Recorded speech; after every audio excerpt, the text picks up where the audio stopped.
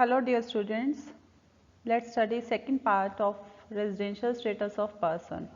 In this video we will learn about residential status of HUF, Hindu undivided family, firm that is partnership firm and association of persons. As well as we will study about residential status of companies and residential status of every other person. Before this, we have studied about residential status of individual. In that, we have covered about basic conditions and additional conditions. So, now we are proceeding with residential status of HUF form AOP. Section 6, subsection 2 of Indian Income Tax Act 1961 talks about residential status of HUF firm and AOP. Section 6 subsection 1 deals with residential status of individual. So now we are discussing section 6 subsection 2 in which HUF firm and AOP are called resident in India in any previous year if control and management of its affairs is situated wholly or partly in India during the relevant previous year. That means HUF firm और AOP को हम India में निवासी तब बोलते हैं जब relevant previous year के अंदर इन एसोसिएशंस के अफेयर्स का कंट्रोल एंड मैनेजमेंट पूरा का पूरा इंडिया में हो या थोड़ा भी इंडिया के अंदर हो, यानी कि पूर्ण रूप से या आंशिक रूप से HUF फर्म AOP का कंट्रोल मैनेजमेंट अगर प्रीवियस ईयर में होगा तो वो इंडिया के अंदर उस प्रीवियस ईयर में रेजिडेंट कहलाएंगी. सिंपली इंडिया में मिनिमम पीरियड ऑफ स्टे होना चाहिए, कितना होना चाहिए, जैसा हमने इंडिविजुअल्स के अंदर पढ़ा, इंडिविजुअल के रेजिडेंशियल स्टेटस को के लिए टेस्ट हमने पढ़े, तो उसके अंदर जो कंडीशंस थी these are not applicable on HUF firm and AOP. Control and management means कि जहाँ पर HUF फर्म AOP की डिसीजन मेकिंग की जाती है, जहाँ पर जिस प्लेस पर, इसका मतलब ये नहीं कि जहाँ बिजनेस रन हो रहा है that is the control and management place of that association firm, right. इसके लिए हमें जानना होता है कि place of decision making and issuing directions कहाँ हैं. और हमें पता है कि HUF का कंट्रोल मैनेजमेंट किसके साथ होता है, इट इज़ विद कर्ता और इट्स मैनेजर. और कंट्रोल और मैनेजमेंट ऑफ फर्म और AOP किसके साथ होता है, इट इज़ विद पार्टनर्स और मेंबर्स. सो इंडिया में हम रेजिडेंट इन एसोसिएशंस को, AOP को, फर्म को या HUF को तब बोलते हैं जब कंट्रोल मैनेजमेंट इनका पूरा का पूरा इंडिया में हो या पार्टली इन इंडिया हो during the relevant previous year. If the control and management of its affairs is situated wholly outside India during the relevant previous year, it is considered non-resident. HUF firm और AOP को हम non resident अनिवासी तब बोलते हैं जब इसका control और मैनेजमेंट पूरा का पूरा इंडिया से बाहर हो. But like individuals HUF can also be not ordinarily resident. तीनों पर्सन्स में से HUF फर्म और AOP में से सिर्फ HUF ऐसा है जो नॉट ऑर्डिनरली रेजिडेंट भी हो सकता है. कैसे होगा, इफ मैनेजर और कर्ता अगर प्रीवियस ईयर में नॉट ऑर्डिनरली रेजिडेंट है तो HUF को भी नॉट ऑर्डिनरली रेजिडेंट बुलाया जाएगा. कर्ता आपका रेजिडेंट है या नॉन रेजिडेंट है during the relevant previous year, इसका HUF के स्टेटस के ऊपर कोई इफेक्ट नहीं पड़ता. बट अगर कर्ता not ordinarily resident in India in the previous year है देन HUF को भी not ordinarily resident in India बोला जाता है, राइट. तो अगर कर्ता दोनों एडिशनल कंडीशन को पूरा करेगा then HUF will be ROR, otherwise RNOR, resident not ordinarily resident. So it is of utmost importance for the HUF that Karta should qualify the test for not ordinarily resident, then only HUF can be called not ordinarily resident. Now what is most important to know, that is अगर HUF के कर्ताज last 10 years में different रहे then कर्ता का residential status determine कैसे होगा? That would be aggregated of all the period of stay of successive कर्ताज ऑफ द सेम फैमिली, यानी कि जितने भी कर्ताज थे लास्ट 10 ईयर्स में, जैसा हमें एडिशनल कंडीशन की फर्स्ट रिक्वायरमेंट रहती है कि first previous relevant previous year से प्रिसीडिंग 10 ईयर्स में से कम 2 साल वो पर्सन इंडिया में रेजिडेंट रहा हो. So if that person is different year two year, कर्ता हमारा डिफरेंट है लास्ट 10 ईयर्स के अंदर, तो हम क्या करेंगे, लास्ट 10 ईयर्स में जितने भी सक्सेसिव कर्ताज रहे सेम फैमिलीज के, उनका सबका स्टे पीरियड एग्रीगेट करके हम कर्ता का रेजिडेंशियल स्टेटस फाइंड आउट करेंगे and consequently residential status of HUF will B determined. Firm, AOP, local authorities, other artificial judicial persons, they can either be resident or non-resident in India, but they cannot be not ordinarily resident in India. That means या तो फिर individual हमारे ROR, NOR non resident होते हैं, या फिर HUF हमारे ROR, NOR या नॉन रेजिडेंट होते हैं. Firm, AOP, local authority, other artificial judicial person, they are only resident or non-resident. So in summary form, we can define all the tests in this graphic form.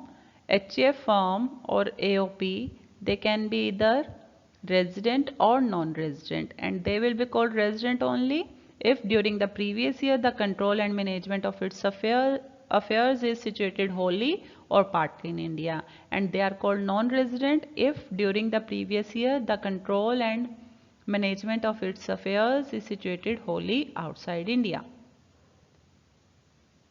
जब HUF resident बन जाएगी then we will find out whether it is ROR or NROR, resident and ordinarily resident है या resident और not ordinarily resident है, and it would be ROR if कर्ता of HUF satisfies both the additional conditions, otherwise it will be called as RNOR, resident and not ordinarily resident. So here is the first problem related to partnership firm. XY and Company is a partnership firm whose operations are carried out in India. However, all meetings of partners takes place outside India, as all the partners are settled abroad. Determine residential status of firm for assessment year 2020-21. So इस problem के अंदर बताया गया है XY and company एक partnership firm है जिसके सारे ऑपरेशंस इंडिया के अंदर कैरी ऑन होते हैं. However all meetings are taking place outside India, but इस पार्टनरशिप फर्म की मीटिंग्स आउटसाइड इंडिया है, यानी कि control and management outside India है, as all partners are settled abroad, क्योंकि सारे के सारे पार्टनर्स अब्रॉड में सेटल्ड हैं.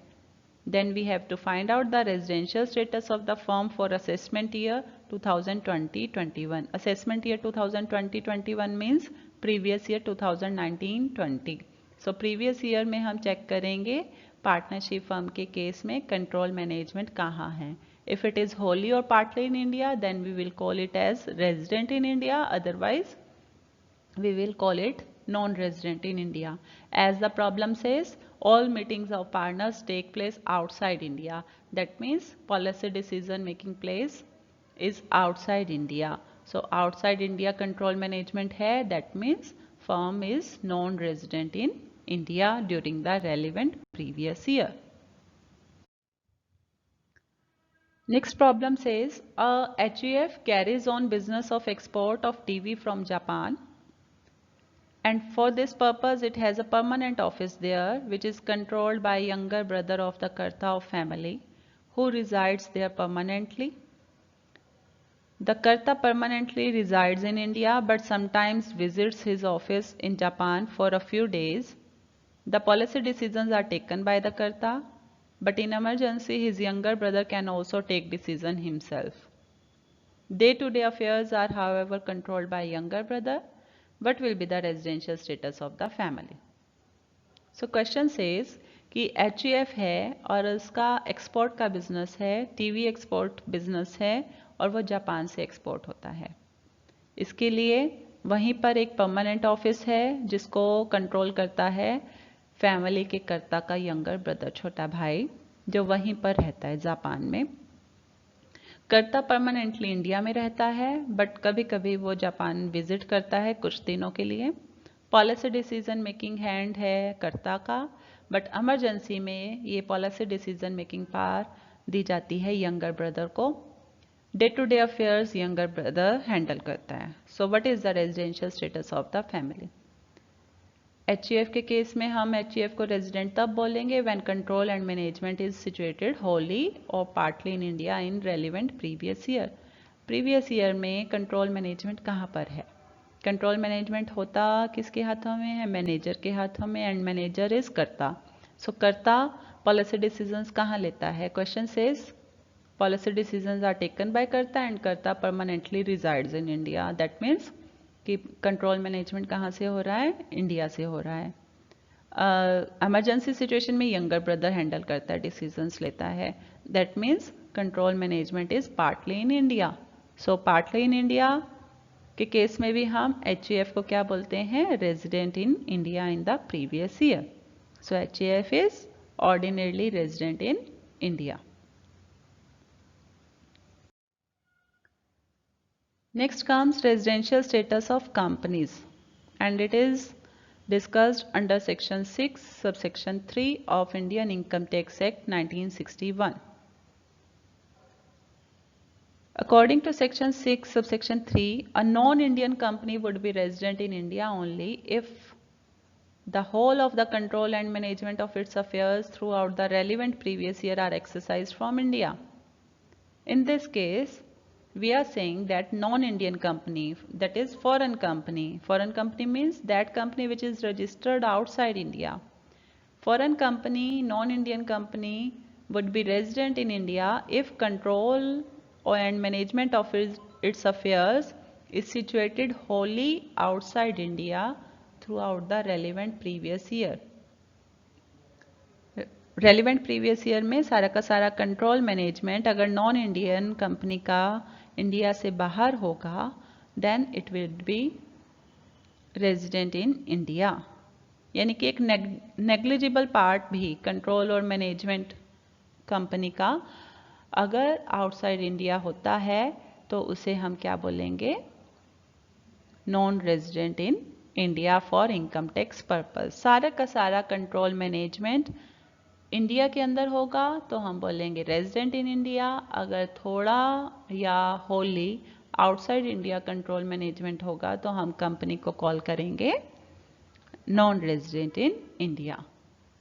नॉन इंडियन कंपनी के लिए सेक्शन 6 सब सेक्शन 3 बिल्कुल क्लियर है, बट इंडियन कंपनी के केस में Indian company is always resident in India regardless of the place of control and management of its affair. सारी इंडियन कंपनी जो डिफाइंड है अंडर सेक्शन 2 सब सेक्शन 26 उसे बताया गया है कि ये सारे इंडियन कंपनीज हमारे इंडिया में रेजिडेंट इन इंडिया ही कहलाती हैं for the income tax purpose. So company का रेजिडेंशियल स्टेटस क्या है? इसका कंट्रोल एंड मैनेजमेंट का प्लेस कहाँ है? It should not be decided by the location of registered office of the company. Company का रजिस्टर्ड ऑफिस है ये डिटरमिन नहीं करेगा रेजिडेंशियल स्टेटस को।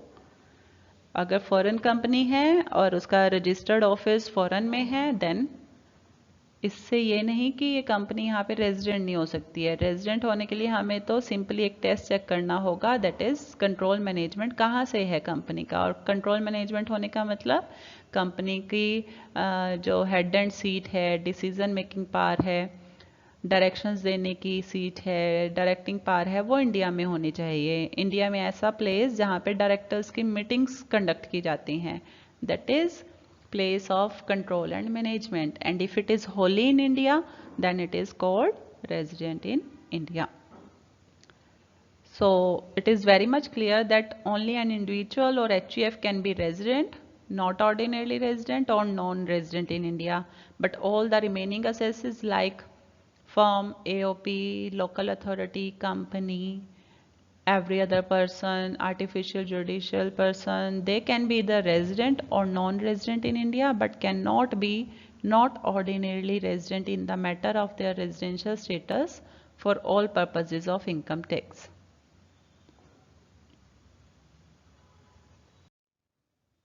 Now comes residential status of every other person, and it is defined under section 6 subsection 4 of Indian Income Tax Act 1961. Every other person includes local authority, artificial judicial person. So इनका residence totally determine होगा same manner में as हमने discuss किया in case of firm or AOP. Firm and AOP are called resident in India in the previous year when control and management of its affairs is situated wholly or partly in India. So similar way में local authority, artificial judicial person को भी हम India में resident previous year में तब बोलेंगे when control and management of its affairs is wholly in India or partly in India, right? Otherwise they are called non-resident in India. The most important section is section 6 subsection 5, which says different residential status for different sources of income for the same assessment year is not possible. That means अगर कोई person के पास different sources of income है तो इस different sources of income के लिए हम different residential status check नहीं करते for the same assessment year because it is not possible कि एक person अगर income from salaries से अर्न करता है या उसके साथ उसकी जुड़ी हुई है इनकम डिविडेंड के फॉर्म में या इंटरेस्ट वो अर्न कर रहा है, तो ये सारी इनकम्स जो हम कह रहे हैं income from sources, income from salary से, इनकम फ्रॉम अदर सोर्सेज से, दो हेड के इनकम अगर हम डिस्कस करें तो दोनों हेड के लिए उसका residential status same assessment year में सेम रहेगा. If he is resident in India, then he is resident in India for both the sources of income. If he is non-resident in India, then he is non-resident for both the sources of income. That means different residential status for different sources of income for the same assessment year is not possible under section 6 subsection 5.